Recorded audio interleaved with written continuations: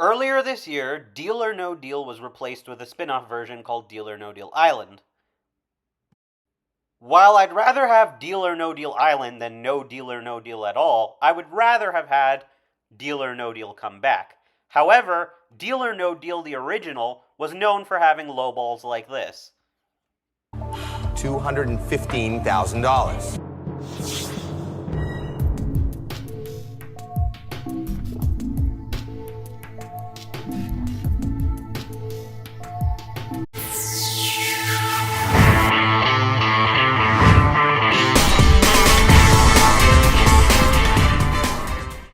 Today, we're going to look at Deal or No Deal's reboot version and some of the most iconic lowball offers from Deal or No Deal's reboot version that happened in 2018 and 2019. We'll start with one of the less obvious lowballs. Listen to me. There's only 2 cases left in play. In Deal or No Deal, the top prize is $1 million. Luis Green was left with 2 cases after taking it basically all the way.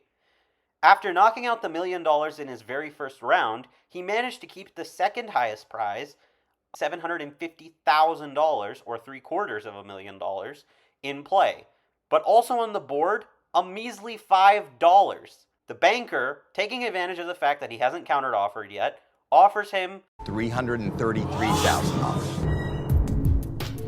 Although an actual fair offer would have been around $410,000, and I'll show you why in just a second, Luis had to consider the $333,000 option seriously, because the reality is that a counteroffer would realistically have to be under $375,000, and that means he would be getting less than fair value on the case. Furthermore, the case either had $750,000 in it, or it had only $5 in it. Considering the option to switch cases has been removed in favor of a counter offer, his options were quite limited to simply take the freaking deal. However, that's not to say that this was a fair deal, by any means. Luis wasn't so lucky in the end. He walked out with only $5. Danny Procaro took a deal much earlier after knocking out $500,000 on the board, but with $300,000 and $750,000 to fall back on, he still took a deal for $129,000 and found out that with $25 and $750,000, he could have walked out with $413,000. This exact same amount was offered to Laren Collum in the same season with a board exactly the same as Luis's, but he walked out a deal earlier at $228,000. Here we go. You ready? Give me my cash!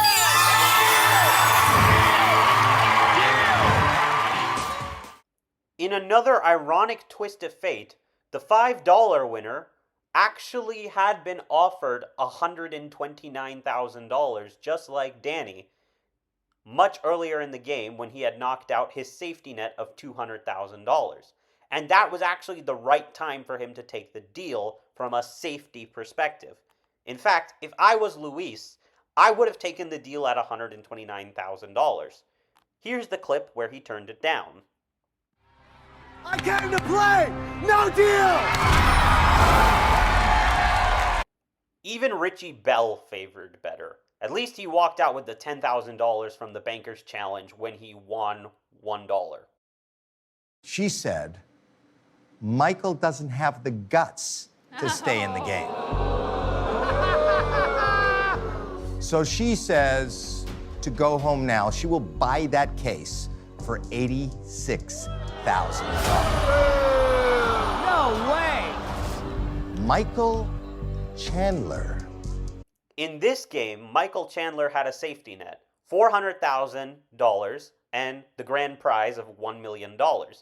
And yet, he was only offered $86,000, especially when he was at the 1 case at a time point of the game, which is absolutely ridiculous. There's absolutely no sense in him taking that offer. $86,000 is not a good offer from the banker, especially considering some of the other offers that the banker has given to people with that exact same board.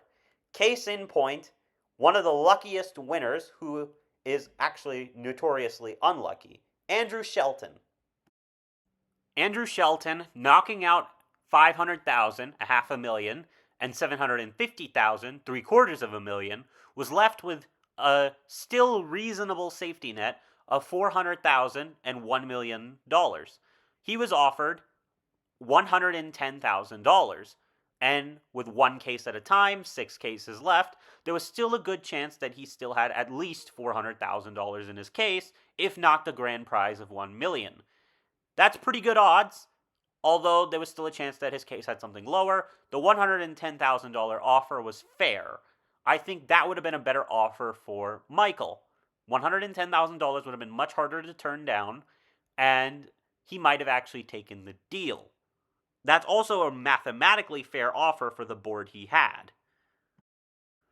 With an even worse board but the same safety net, $400,000 and $1 million, George Stathoulis was offered $120,000, which is a mathematically sound offer. That is a great offer, especially when you have $10, $25, $50, and $75 as your other options if you knock out the million and the 400,000. Now, this is what I call a really good offer. $120,000? No brainer. And Michael was still only offered $86,000 in comparison. What a joke. Thankfully for Michael, after knocking out the $1 million, he still was able to walk out with a decent amount of money. Far more than what our previous example walked out with. Michael was offered $45,000, a significant drop from the $86,000 that he was offered previously. However, he decided to counteroffer it with an offer of $71,000, and it was accepted. $71,000. His case only had $200. You are about to get your biggest offer by far. Yes, Robert Evans is about to get his highest offer yet, but this is a bit of a lowball offer. $139,000. On the surface, that seems like a fair offer. With only $100,000 as the fallback if he knocks out the $1 million case, it seems like $139,000 would have been a generous offer. However, with only 5 cases left in play, a more fair offer would have been around $160,000 at the minimum, with the maximum being somewhere around $200,000. This has been demonstrated in games as far back as Season 1 and as far late as Season 2. I'll give you 2 examples. With 5 cases left in play, just like Robert Evans, Tammy Fuller was offered $186,000 with an even worse fallback than Robert. Only $50,000 as the fallback for knocking out the $1 million. With 5 cases left in play, $186,000 was what Tammy was offered. Another offer that was given was the one that Tia Robertson got in Season 1.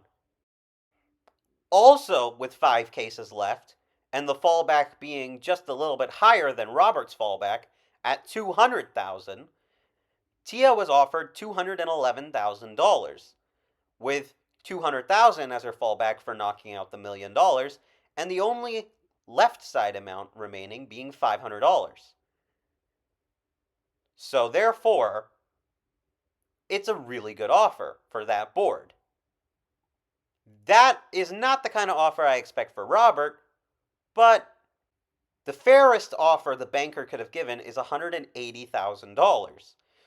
Robert asks for just $5,000 more in his counteroffer, $185,000, which is still less greedy than what his friends were asking him to counter at $200,000. So, with a $185,000 counteroffer and Robert's zeal to help people, the banker reminded him that, well, helping people was not one of her considerations for giving the money, but then said mathematically it's a good counteroffer, and Robert Evans walked away from Deal or No Deal with $185,000. The counter is $185,000. In any case, when it comes to numbers and risk, she said, Deal. Oh my God! Oh my God, Howard.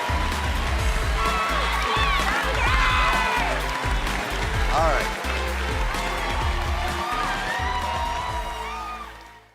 If you enjoyed this video, please consider leaving a like on the video. This is a new channel for me, and I hope to do more content like this in the future, should the inspiration arise. Thank you, and goodbye.